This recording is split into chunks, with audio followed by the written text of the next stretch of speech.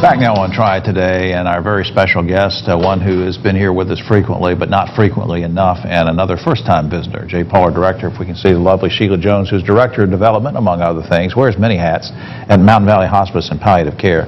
And it covers a wide area. We'll get into that. And next to her, the Reverend Stewart Roten, who is a hospice pastor or chaplain, if you will, and man, just does great work, and we'll get into that as well. So welcome to the program. Thank you. Thank you. Sheila, October is a special month, and rather than me telling everybody about it, why don't you tell us why it's special from your standpoint? Well, from our standpoint, we like to celebrate October as National Clergy Month. There are several national months in October. You know, it's Breast Cancer Month and Alzheimer Awareness Month. But at our organization, we like to focus on our chaplains and what services they do. Yeah, and they do great services. Now, what are you planning anything special for the celebration or recognition? What we try to do during the month of October for our chaplains is to recognize them in the job role that they play, as well as reach out to our community pastors and you know, church liaison folks who can help us pass down and share more about what we do in the organization in the spiritual care realm. So right. We just use October as a good time to do that. And why is it so important? And I'll get with the Reverend Roten in just a second, but why is it so important from your standpoint to have chaplains, pastors involved in hospice care? Hospice is a full family support approach. So there is physical, you know, the nurses, the physical part. There is the emotional piece, which we have social workers involved, and then you have the spiritual part of when someone's dying that definitely needs to be covered and reached. And there's a lot of different things and topics that these chaplain folks deal with in those homes, from maybe end-of-life issues where that patient may be going to heaven if they're Christian or, you know, whatever. Different, but yeah, that's what I want to get with. And can I call you Stewart? You can. What specific things do chaplains do in these circumstances? Sheila's already alluded to the broad-based issues. Well, what specific things do you do to help families and patients? We meet with these families. We talk with them, try to get some sort of life history, find out what is important to them. Spirituality is about faith, but it's also about interest and about things that bring meaning to people's lives.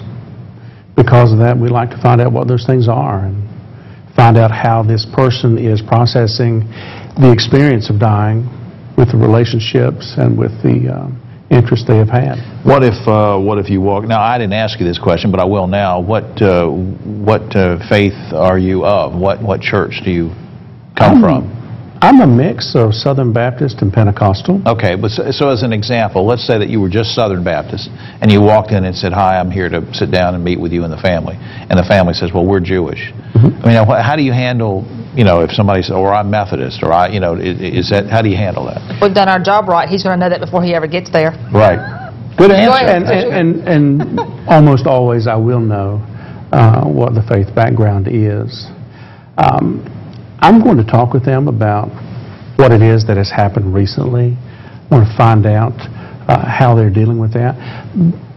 But with respect to faith, I'm going to ask if they need someone from their specific tradition. I'll find that person and hopefully bring that person to them. Once the loved one passes away and the family is there and grieving, do you disconnect with the family or do you stay connected? No. Hospice does a comprehensive bereavement program that lasts for more than a year. A number of families receive continuing chaplain visits. We're available to them to talk about what they've experienced and how they're working with it. Right. Sheila, just to wrap up, do folks like Reverend Roten, not to put him on the spot, but they make a difference for you? Oh, most definitely. Stuart's been... The reason I brought Stewart, he's been the chaplain that's been with us the longest. I mean, so we definitely have a background for the many years that I've been with hospice, and Stewart has helped with things such as baptisms in the home when the families requested that, or he's also helped with, you know, funerals and weddings.